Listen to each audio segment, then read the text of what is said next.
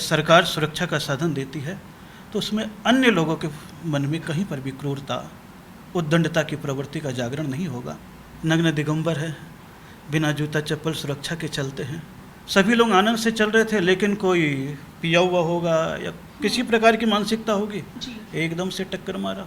हम केवल समय नहीं है यह कह करके अपने आप को धोखे में नहीं रख सकते।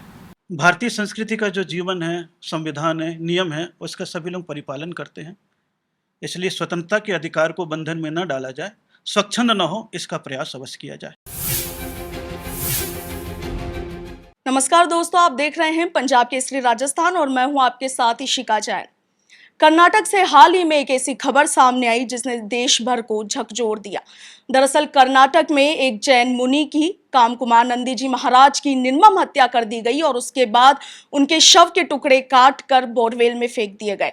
इस घटना के बाद से देश भर में जैन समाज में आक्रोश व्याप्त है। तो वहीं अब सकल जैन समाज ने 20 जुलाई को राजस्थान बंद का ऐलान किया है।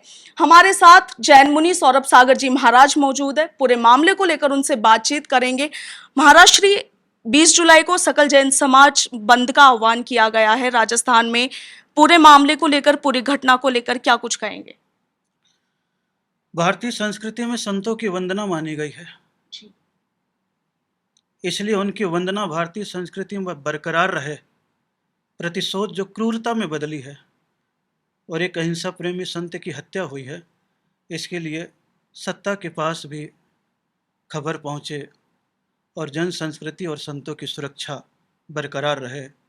उनका कश्मीर से कन्याकुमारी तक पद विहार निरंतर चलता रहे, इसी कामना के साथ जन समाज ने यह विचार समाज के समक्ष प्रस्तुत किया है, ताकि सरकार की भी भावना रहे और समाज की भी भावना सुरक्षा की बनी रहे। क्या चाहते हैं महाराज श्री, क्या कुछ व्यवस्थाएं होनी चाहिए संतों की सुरक्षा को लेकर? संतों को व्यवस्था की कोई आवश्यकता नहीं है, लेकिन कुछ घटनाएं व्यवस्था की ओर ले जाती है। इसलिए वर्तमान की विसंगतियों के कारण से ये व्यवस्था है। इसलिए अगर सरकार सुरक्षा का साधन देती है तो उसमें अन्य लोगों के मन में कहीं पर भी क्रूरता, उद्दंडता की प्रवृत्ति का जागरण नहीं होगा। अन्यथा आज तक संतों के साथ ना व्यवहारिक चल रही थी, किसी प्रकार की कोई दिक्कत नहीं थी। जी महाराज जी, अक्सर देखा जाता है कि साधु समाज के साथ अक्सर इस तरह की घटनाएं होती है। जब मुख्यतः जैन समाज में जब पैदल विहार महाराज श्री या माता जी करती हैं, पैदल विहार के समय दुर्घटनाएं, सड़क दुर्घटनाएं, ऐसे हादसे होते हैं और कई बार अपराध भी होते हैं। आपके हिसाब से क्या कुछ व्यवस्थाएं होनी चाहिए? सरकार को इस पर क्या कुछ रुख अपनाना चाहिए? हर जगह सरकार अपना साथ तो नहीं दे सकती है, लेकिन फिर भी समाज के साथ जहां पर विशेष ट्रैफिक है और संत विहार कर रहे हैं, वो पद विहारी है, नग्न दिगंबर है, बिना जूता चप्पल सुरक्षा के चलते हैं, तो कभी कभी एक जिले से दूसरे जिले, एक गांव से दूसरे गांव जाते हैं और गवर्नमेंट दुनिया की सुरक्षा करती है और एक सुरक्षा का साधन उन्हें भी प्रदान कर देती है। तो शायद जो दुर्घटनाएं, एक्सीडेंट की वर्तमान में बहुत ज़्यादा हो गई है, वो कम होने लगेगी। अभी मैं ही बिहार करते हुए जयपुर की ओर आ रहा था, सभी लोग आनंद से चल रहे थे, लेकिन कोई पिया हुआ होगा या किसी प्रकार की मानसिकता होगी, एकदम से टक्कर मारा। 6 लोग घायल हुए, लेकिन पीछे कार थी, सुरक्षा हो गई। और एक अगर प्रातःकाल, मध्याह्न काल 1 घंटे के बिहार में कहीं सुरक्षा रहती तो दूर से ही ट्रैफिक का डाइवर्सन हो जाता है।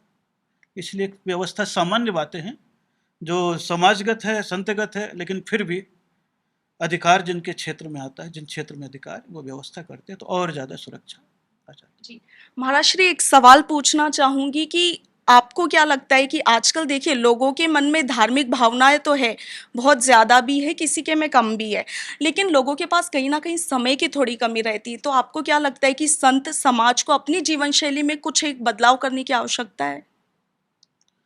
समय सबके पास है, व्यस्तताएं भी सबके पास है, लेकिन कुछ समय जो सामाजिकता में संत जन रहते हैं तो व्यवहारिक सुरक्षा, धार्मिक लाभ लेने वाले ले लेते हैं, लेकिन उनकी साधना का समय एकांत का होता है तो बाह्य सुरक्षा बनी रहती है, तो अज्ञात लोगों का खतरा नहीं रहता है। इसलिए हम केवल समय नहीं है यह कह करके अपने आप को धोखे में नहीं रख सकते। जी महाराज जी, एक सवाल और करना चाहूंगी कि सामाजिक जीवन में रहने वाले जो लोग हैं, वो आप जैसे वैराग्य जीवन जीने वाले लोगों से, साधु संतों से काफ़ी ज़्यादा प्रभावित होते हैं। लेकिन इन दिनों समाज की ओर देखा जाए तो समाज बहुत ज़्यादा तेज़ी से बदल रहा है, और कई बार ऐसे होता है कि संत वाणी की अनुपालना या उसको अपने जीवन में धारण करना कई बार पॉसिबल नहीं हो पाता है हमेशा, हर सिचुएशन में। तो शायद इसीलिए सामाजिक जीवन में और वैराग्य जीवन के बीच में वैचारिक खाई बढ़ती जा रही है। आपका क्या विचार है? वर्तमान का जीवन बौद्धिक जीवन ज़्यादा है, हार्दिक जीवन कम। इसलिए संतों के सदुपदेश के माध्यम से जनता प्रभावित तो होती है, लेकिन प्रकाशित नहीं होती है। और जब तक भीतर से प्रकाशित न हो तो प्रभावित होना बुद्धि की उपयोगिता है।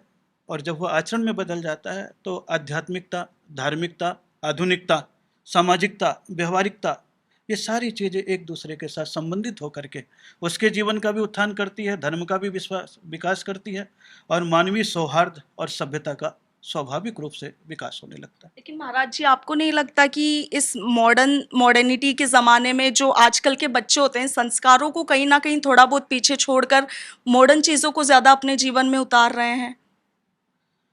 अब स्कूल की शिक्षा पद्धति में नैतिकता और धार्मिकता को जोड़ करके प्रत्येक धर्म के सम्मान की सद्भावनाओं की प्रेरणा बाल मन को ही देनी चाहिए।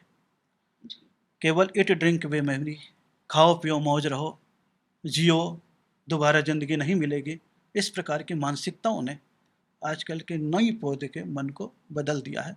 तो युवावस्था में आते ही मदमस्त हो जाते हैं, तो धर्मस्थ होने में उनको थोड़ी परेशानी होती है। लेकिन शिक्षा दे करके, नैतिकता दे करके, भावनाओं को उद्वेलित करके हर समाज के संत, शिक्षक वर्ग और समाज के अभिभावक अगर उनको प्रेरित करें तो आज भी बौद्धिक जीव बच्चे बहुत अच्छे हैं, जो रोज़ धार्मिकता तो नहीं कर सकते, लेकिन सेवा, मानवीयता, सामाजिकता, दयालुता उनके भीतर आज भी छिपी हुई है, क्योंकि हम लोग सभी जगह जाते हैं और सभी जगह सब दृश्य देखने को मिलते हैं। जी महाराज श्री, इन दिनों देश भर में एक कानून को लेकर काफ़ी ज़्यादा शोर मचा हुआ है, यूसीसी, कॉमन सिविल कोड। उस पर आपकी क्या राय है? क्योंकि ये जो कानून अब देश में आने वाला है वो विभिन्न समाजों को एक तरह की जीवन शैली में लाने का प्रयास इसके माध्यम से किया जा रहा है। आपका क्या विचार है, क्या चिंतन है कि इसमें क्या कुछ होना चाहिए? धार्मिक जीवन में सभी स्वतंत्र हैं। भारतीय संस्कृति का जो जीवन है, संविधान है, नियम है, उसका सभी लोग परिपालन करते हैं। इसलिए स्वतंत्रता के अधिकार को बंधन में न डाला जाए, स्वच्छंद न हो, इसका प्रयास अवश्य किया जाए। जी महाराज जी, एक अंतिम प्रश्न, अपने अनुयायियों को और खासकर देश की युवा पीढ़ी को क्या संदेश आप देना चाहें?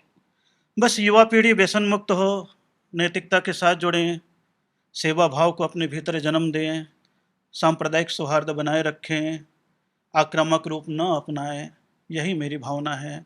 और जो भी समझदार लोग हैं, प्रतिष्ठा, प्रदर्शन और प्रतिस्पर्धा से दूर होकर के परमात्मा की आराधना करते हुए मानवीयता का उत्थान करे, भारतीय संस्कृति का उत्थान करे, यही मेरी भावना है, यही मेरा मंगलमय आशीर्वाद है। तो जैन मुनि सौरभ सागर जी महाराज को आपने सुना। कर्नाटक में जो घटना हुई उसको लेकर जैन समाज में भले ही आक्रोश व्याप्त है, लेकिन जैन समाज अहिंसा के लिए जाना जाता है, और इसी को आगे बढ़ाते हुए 20 जुलाई को राजस्थान में जो बंद का आह्वान किया गया है, बड़े ही शांतिपूर्ण तरीके से यहाँ पर किए जाने का सभी लोगों से आह्वान किया गया है, निवेदन किया गया है। इसके साथ ही जैन मुनि ने हमें ये भी बताया कि ये जो घटना हुई वो वाकई कई तरह के सवाल खड़े करती है, और इसीलिए जैन समाज की सरकार से सिर्फ कुछ एक मांगे हैं कि फास्ट ट्रैक मोड में लाकर इस मामले में जल्द से जल्द आरोपियों को सजा दिलवाई जाए, और उसके साथ ही इस पूरे मामले को लेकर 20 जुलाई को राजस्थान बंद किया जाएगा। फिलहाल के लिए इतना ही। मैं आपके साथ इशिका जैन, वीडियो जर्नलिस्ट दीपक कुमार के साथ, पंजाब केसरी, राजस्थान।